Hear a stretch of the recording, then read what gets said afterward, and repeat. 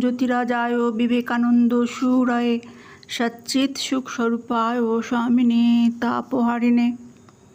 প্রিয় ভাই বোন, বন্ধু, গুরুজন সকলকে আন্তরিক শ্রদ্ধা, ভালোবাসা এবং প্রণাম জানাই।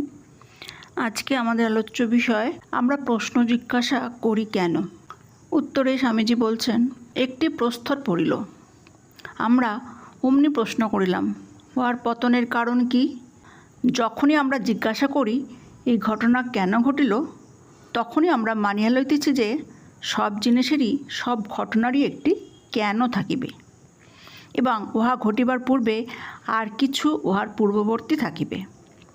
এই পূর্ববর্তীতা ও পরবর্তীতাকেই নিমিত্ত বা কার্যকারণ ভাব বলে।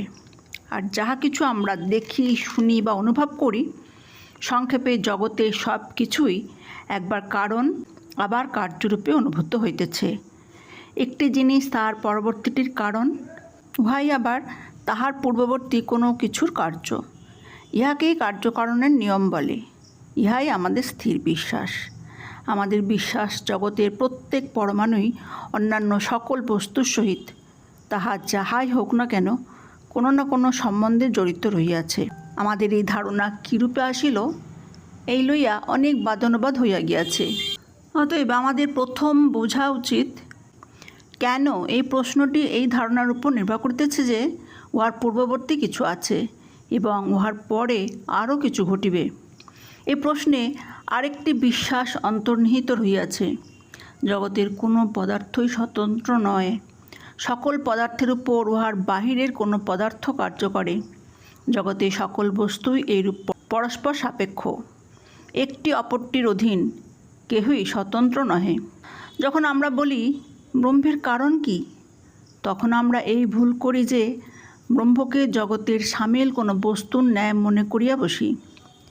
এই প্রশ্ন করিতে গেলেই আমাদিগকে অনুমান করিতে হইবে সেই ব্রহ্ম অন্য কিছুর অধীন, সেই নিরপেক্ষ ব্রহ্মসত্তাও অন্য কিছুর দ্বারা বদ্ধ।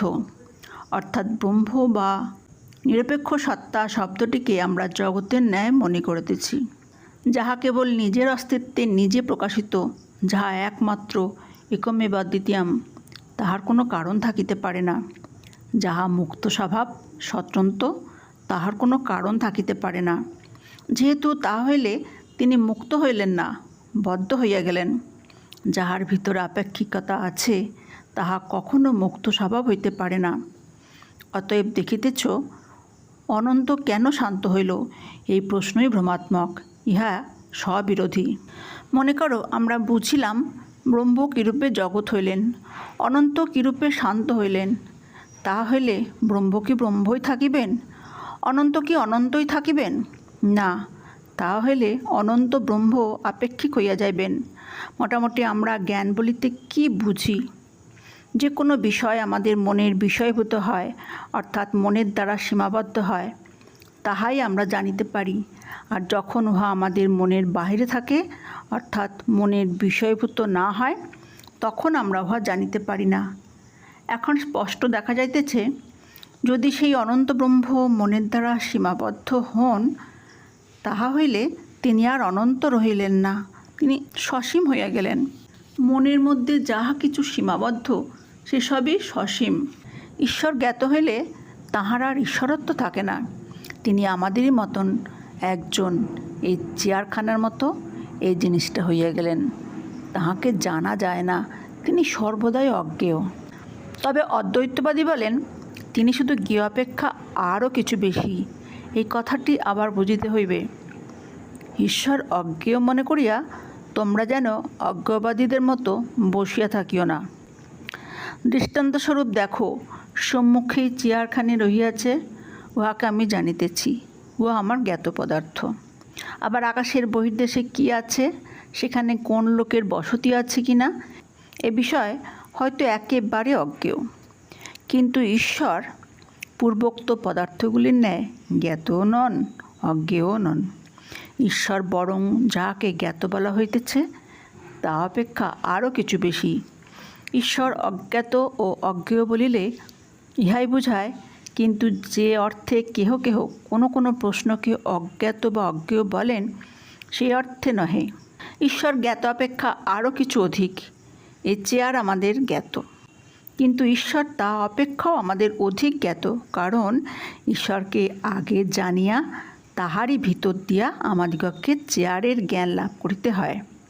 তিনি সাক্ষীস্বরূপ, সকল জ্ঞানের তিনি অনন্ত সাক্ষীস্বরূপ। যাহা কিছু আমরা জানি সবই আগে তাঁকে জানিয়া তাহারই ভিতর দিয়া তবে জানিতে হয়। তিনি আমাদের আত্মার সত্তাস্বরূপ, তিনি প্রকৃত আমি।